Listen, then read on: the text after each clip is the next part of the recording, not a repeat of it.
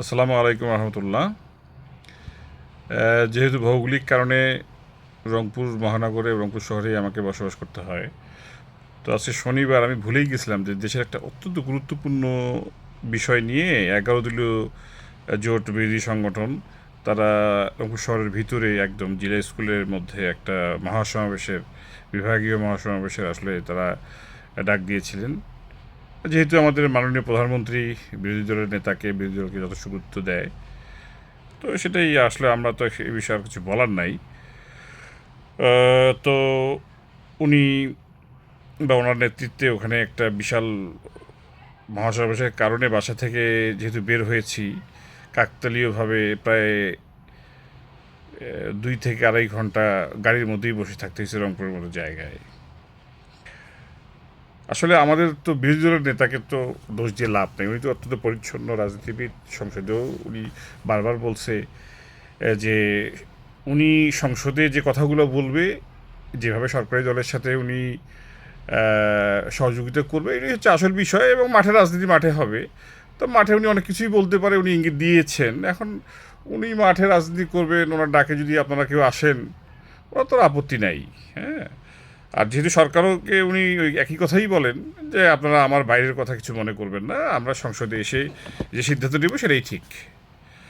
এখন গণভোটের কী রায় ছিল, জুলাই সনদ কী ছিল না ছিল সবাই আমরা জানি।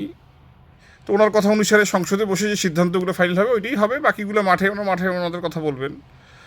এখন আমি আজকে যত গাড়ি রংপুর শহরে দেখেছি এবং এই জনসভা বা মহাসমাবেশে যত টাকা খরচ হয়েছে, 2 দিন আগে ওনাকে দেখলাম ঠিক স্বৈরশাসক এরশাদের মতো একদম হাঁটু বা কোমর পানিতে উনি চিটাগাঙ্গে বন্যা কবলিত এলাকার লোকজনের সাথে ভাব বিনিময় করতেছেন, তাদের খোঁজখবর নিচ্ছেন। আসলে উনি পারে, উনি চমৎকার অভিনয় করতে পারে, উনি রাজনীতিটা করতে পারে, এটা ওনার মানে দক্ষতা। কারণ আপনারা যদি না বুঝেন ভাই, আপনার তো কিছু করার নাই। আর সবচেয়ে বড় বিষয় হচ্ছে আজকের এই সমাবেশে কত টাকা খরচ হয়েছে। আমরা তো একটা ছোটো বড়ো নির্বাচন পার করে আসছি, আমরা তো জানি।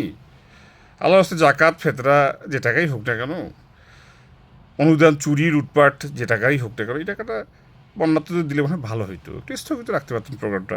এখন যেহেতু আপনারা আসবেন, উনি শিওর যে ঝড় বৃষ্টি বন্যা যাই হোক না কেন, বিরোধী নেতা বলে কথা উনি ডাক দিলে তো আপনারা আসবেনই, ওই জন্য উনি আর বন্ধ করে নাই। আজকে রংপুরের এই সমাবেশটার মধ্য দিয়ে বিরোধী দল যে দেশের উপকারটা করলো এবং আগামী দেশের রাজনীতিকে এত ত্বরান্বিত করলো, দেশের হয়তো ভালো উপকার হবে, এটা আপনারা বুঝছেন। দেশের মানুষ উপকৃত হবে। কিন্তু উনি তো আবার সংসদে যা বলে যে না, আপনার বাইরের কথা আমার কোনো কানে নেবেন না। বাইরে অনেক কথা হতেই পারে, কিন্তু সংসদে এসে আমরা যেটা সিদ্ধান্ত নেবো সেটাই আসল কথা। তো এখন আসলে